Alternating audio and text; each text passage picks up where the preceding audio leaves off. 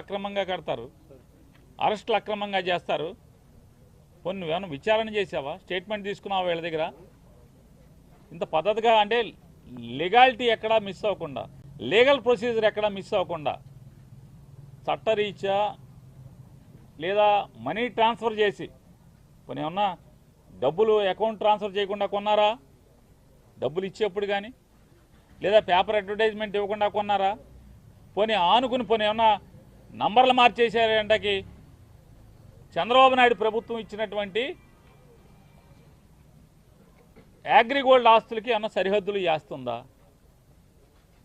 అసలు సంబంధం లేదు. అగ్రిగోల్డ్ ఆస్తులకి జోగి రమేష్ గారు వాళ్ళు కొనుక్కున్న ఆస్తికి అసలు సంబంధమే లేదు కదా. లేని పరిస్థితుల్లో ఇవాళ సిఐడితో అదే ఆగస్టు 2వ తారీఖు ఒక కేసు కట్టించి, ఏసీబీతో ఒక కేసు కట్టించి విచారణకు కూడా కనీసం పిలవకుండా ఏం జరిగింది, నువ్వేం చేశావు, నీ పాత్ర ఏంటనే విచారణ కూడా చేయకుండా జోగి రమేష్ గట్టిగా మాట్లాడాడు, గట్టిగా తిరగబడ్డాడు. జోగి రమేష్ని రాజకీయంగా ఎదుర్కొనలేక, అదే రాజకీయంగా నన్ను తిట్టాడు కాబట్టి, నన్ను ఎదిరించాడు కాబట్టి, జగన్మోహన్ రెడ్డి గారిని తిడితే నా మీద తిరుగుబాటుగా మళ్ళీ నా మీద మాట్లాడాడు, విమర్శించాడనేటువంటి కక్ష కడుపులో పెట్టుకుని రమేష్ని ఏమీ చేయలేక మానసికంగా వేధించడం కోసం జోగి రమేష్ గారి కొడుకు మీద ఈ రకమైనటువంటి వాళ్ళ బాబాయ్ మీద అక్రమ కేసులు పెట్టి చంద్రబాబు నాయుడు గారికి ఒకటే చెప్తున్నాం, నీ ఇష్టం రాష్ట్రంలో ఉన్నటువంటి 175 నియోజకవర్గాల్లో ఉన్నటువంటి వైఎస్ఆర్ పార్టీకి సంబంధించినటువంటి అందరినీ కూడా లోపలేసుకో, నీ మీద పోరాటం చేసేది ఖాయం. మేమంతా జైలుకి వెళ్ళటానికి సిద్ధంగానే ఉన్నాం.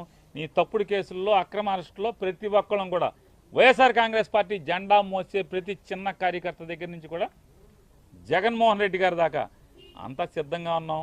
నీ చేతనైంది నువ్వు చేసుకో.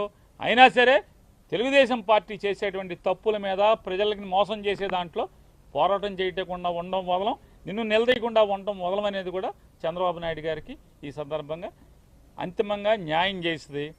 జగన్మోహన్ రెడ్డి గారిని దగ్గర నుంచి వాళ్ళ జోగి రమేష్ గారి కుటుంబాన్ని నువ్వు ఎవరిని వేధించదలుచుకున్నా మేము న్యాయ పోరాటం చేస్తాం, ధర్మ పోరాటం చేస్తాం.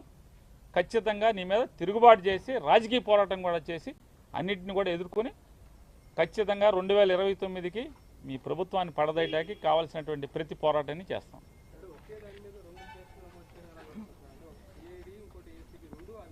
ఏమండి పద్ధతులు లేకుండా వినాయక్ గారు, పద్ధతులు ఉంటే అనుకోవచ్చు, ఇదేదో అడ్డగోలు కేసులు, తప్పుడు కేసులు, ఏదో రకంగా మానసికంగా వేధించాలి, తప్పుడు కేసులు పెట్టాలి, లోపలేద్దామనే నిర్ణయానికి వచ్చాక ఇక అసలు ఒక డిపార్ట్మెంట్ కట్టిందా, 2 ఇది కాకపోతే రేపు ఇంకో డిపార్ట్మెంట్తో ఇదే కేసు ఇంకోటితో కూడా కట్టిస్తారు, ఇంకో చోట కూడా కట్టిస్తారు. ఇక తప్పు అని చెప్పేవాడు లేడు. పేపర్లు టీవీలు, వాళ్ళ పేపర్లు టీవీలు బాజా కొడతా ఉంటాయి, వీళ్ళకి వంత పాడుతూ ఉంటాయి. ఇది కరెక్ట్ కేసు అంటారు. మామూలుగా ఇంతమందిని పొలం అమ్మిన వాళ్ళు ముద్దాయిగా లేరు. జోగి రమేష్కి పొలం అమ్మింది ఎవరు? పొలం అమ్మిన వాళ్ళు ముద్దాయిలుగా ఉన్నారా?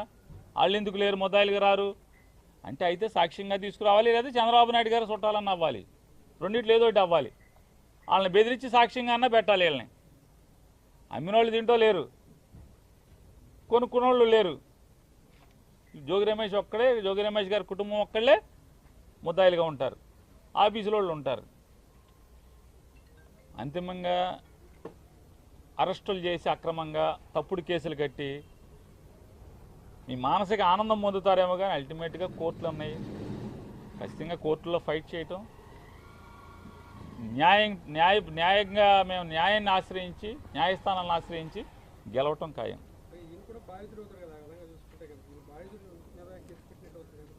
అదే అన్నా, నీకు ఉచ్చం నీచం వాయు వరుసలు ఏం లేవు.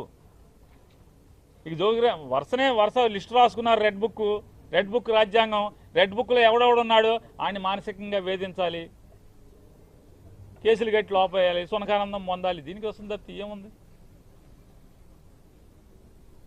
బాధితులు అవుతాడు. మీరు చెప్పినట్టే జోగి రమేష్ కుటుంబం బాధిత కుటుంబం అవ్వాలి, కానీ వీళ్ళనే నేరాంగం చేసినట్టుగా ముద్దాయిలు చేశారు. సిఐడిలో కేసు కట్టారు, ఇక్కడ కేసు కట్టారు, 2 కేసులు, ఒకే సంఘటనకు 2 కేసులు కట్టారు. ఏం చేసినా సరే నీ మానసిక ఆనందం తాత్కాలికం, వెనక్కి తగ్గేది లేదు.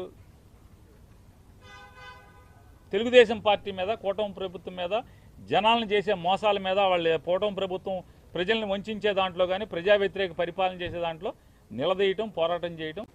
జోగి రమేష్ ఆగడు, జోగి రమేష్ గారు కొడుకు ఆగడు, ఎవరు ఆగరు.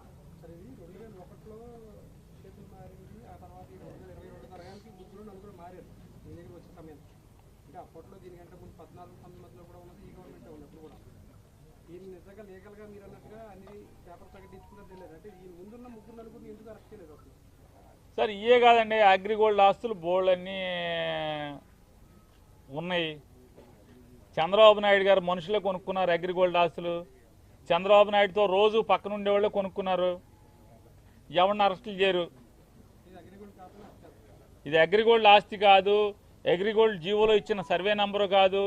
పోనీ గవర్నమెంట్ నిజంగానే ఆ నంబర్ తీసుకుని సర్వే చేస్తే ఈ భూమి అయితే పోనీ జగన్మోహన్ మన జోగి రమేష్ గారు వాళ్ళ కుటుంబాన్ని ఏదో వేధించవచ్చు.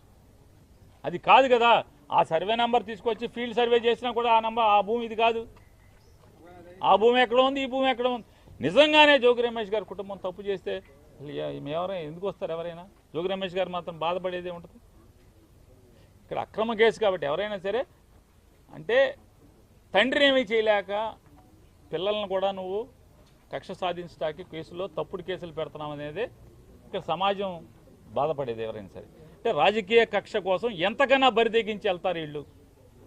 తండ్రిని ఏమీ చేయలేక కొడుకుని అన్యాయంగా అక్రమంగా ఇరికిస్తున్నారని చెప్పని ఇవాళ పొద్దున్న జోగి రమేష్ గారి భార్య మాట్లాడుతుంది. నీకు పిల్లలు ఉన్నారయ్యా, మనవడు ఉన్నాడు, కొడుకు ఉన్నాడు, ఇవన్నీ ఉసురు పోసుకుంటున్నారని చెప్తుంది ఆవిడే. నిజంగా చేసి ఉంటే మమ్మల్ని లోపల ఏమని చెప్తున్నారు, ఉరేసుకుంటామని చెప్తున్నారు కదా రమేష్ గారు. నిజంగా ఇది తప్పే అయిన కనుక నిరూపిస్తే ఖచ్చితంగా మేము ఉండమని చెప్తున్నాడు ఆయన. ఈ పాపాలకు అంతం లేదు. ఖచ్చితంగా ఈ పాపాలని పటాపంచీలు చేసేదానికి అందరం పోరాడతాం.